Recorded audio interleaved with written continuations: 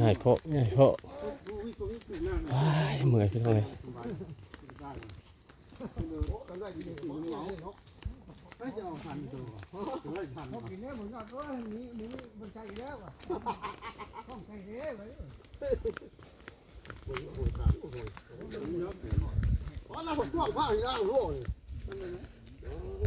เทศอกเลยเทศอกเลย หอยมันเข้านี่ขึ้นนะเทคโซเข้านี่เมื่อยพี่น้องเอ้ยฮอนนาดี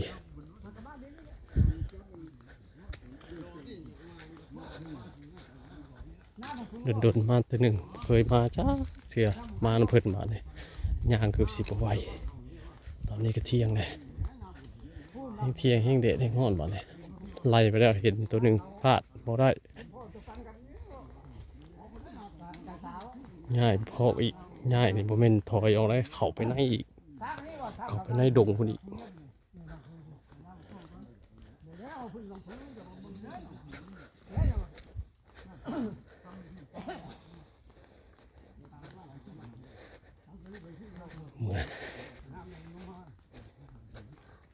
เดี๋ยวติดตามเมื่อกี้พี่น้องเลยเดี๋ยวถ่ายเบิ้งยาวๆอีกเนาะ